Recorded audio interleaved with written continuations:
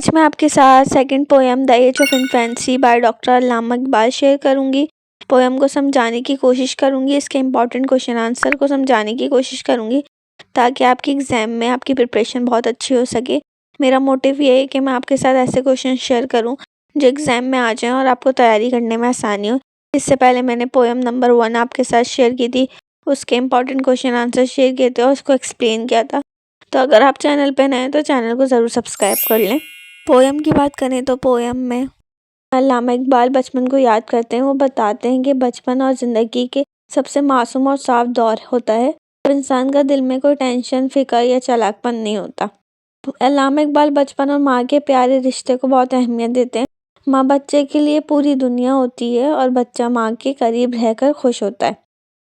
Poem में छोटी छोटी चीज़ों की खुशी का जिक्र है, जैसे दरवाजे की जंजीर की आवाज़ जो बच्चे को बहुत खुशी देती है।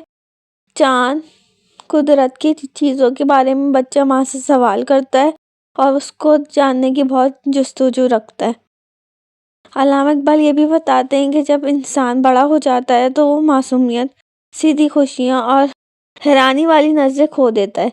इसलिए ये पोएम बचपन की सादगी, खुशी और हैरत को सेलिब्रेट करती है और बताती है कि बचपन ज़िंदगी का सबसे खूबसूरत दौर होता है। ठीक है, इसमें बचपन के बारे में आपको बताया गया है और इसके रिलेटेड मैं आपके साथ क्वेश्चन शेयर कर रहा हूँ। तो क्वेश्चन नंबर 1 है आपके पास, how does doctor Allama Iqbal depict the theme of innocence and simplicity in the poem age of infancy.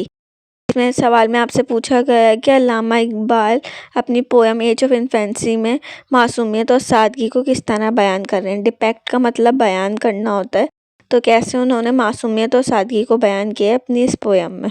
Question number 1 का आंसर मैंने बहुत सिंपल अल्फाज में आपके लिए लिखा है। इसमें doctor Allama Iqbal show the innocence and simplicity by describing a childhood as a peaceful and joyful time. The child find the happiness and comfort in very small things, such as resting in the mother arms or hearing a sound of a chain.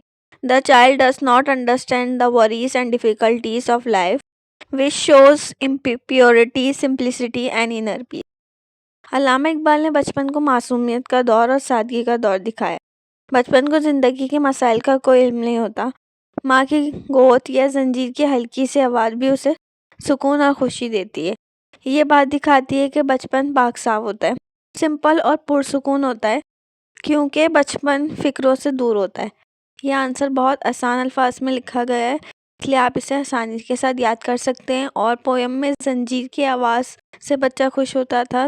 बचपन में बच्चा हर छोटी छोटी चीज़ों में अपनी खुशियाँ ढूंढ लेता है, जैसे माँ की गोद, जंजीर की आवाज़, इन सब में, और वो सारी फ़िक्रों से जो होता है बिल्कुल आज़ाद होता है। आंसर में थोड़ी मिस्टेक हो गई थी तो मैंने इसे ठीक कर दिया, तो आप उसे आसानी के साथ उतार सकते हैं।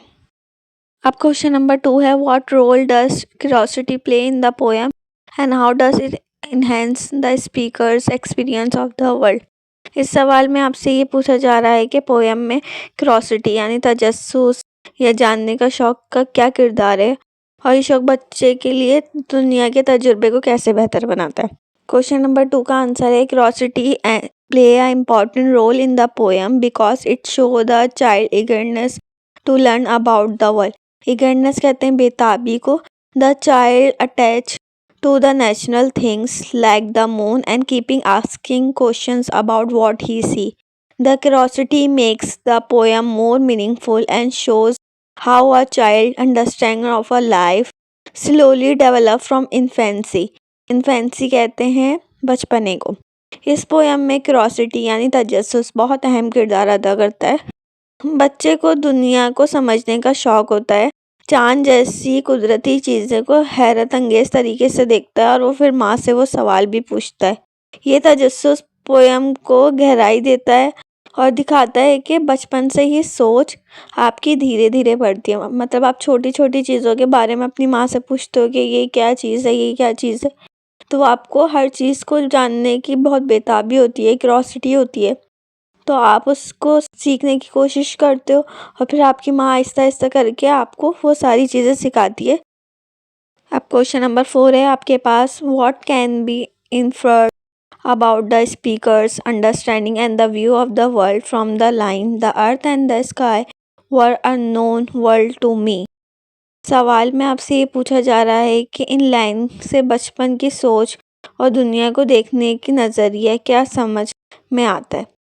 अच्छा, इसका आंसर ये है कि this line show that the speaker यानी जो पोइट है in his childhood had very limited knowledge of the outside world. His understanding was confused to his home and his mother. The earth and the sky seem strange and unfamiliar to him, which highlights his innocence and lack of awareness about the wider world. इन अल्फाज से पता चलता है कि बचपन में speaker यानी poet बाहर की दुनिया से बिल्कुल नावाकिफ था। उसकी पूरी दुनिया सिर्फ माँ और घर तक महदूद थी। ज़मीन और आसमान जैसी बड़ी चीज़ें भी उनके लिए अनजानी और राज भरी थी। ये बात पोयम में मासूमियत यानी इनोसेंस को बयान करती है।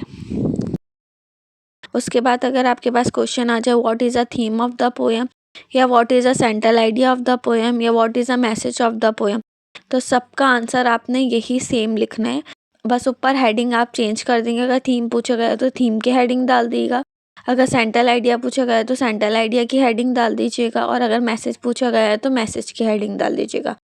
तो the poem show that childhood is a most innocent and happy time of life. Poem हमें बताती है कि बचपन हमारा बहुत मासूमियत और हैप्पी टाइम होता है। Allama Iqbal explain that a child has no worries and feel safe with the love of the mother. Allama Iqbal बताते हैं कि जो बच्चा होता है उसको कोई भी चीज़ की टेंशन नहीं होती, वो सेफ फील करता है अपनी मदर के पास। A child enjoys small things and is curious about nature and the world around him. The poem reminds us that when we grow up, we lose this innocence. So childhood is the most beautiful stage of life. जो हमारा बचपना होता है उसमें जो बच्चा होता है वो हर चीज़ में बहुत चीज़ों में इंजॉय ढूंढ लेता है और वो बहुत बेताब होता है दुनिया को जानने के लिए। ये पोएम हमें बताती है जैसे जैसे हम बड़े होते रहते हैं ना, तो हमारी जो इनोसेंस होती है यानी जो हमारी मासूमियत होती है वो खो जाती है। इसलिए जो बचपना होता है वो सबसे बेहतरीन स्टेज होता है लाइफ का। उसके बाद यहाँ पर पोएटिक डिवाइस वाला क्वेश्चन आपसे के साथ शेयर किया है, तो आप वो भी लिख लीजिएगा, उसे भी याद कर लीजिएगा, वो भी इम्पॉर्टेंट है। वीडियो पसंद आया तो सब्सक्राइब भी कर लीजिएगा और वीडियो को लाइक भी कर लीजिए।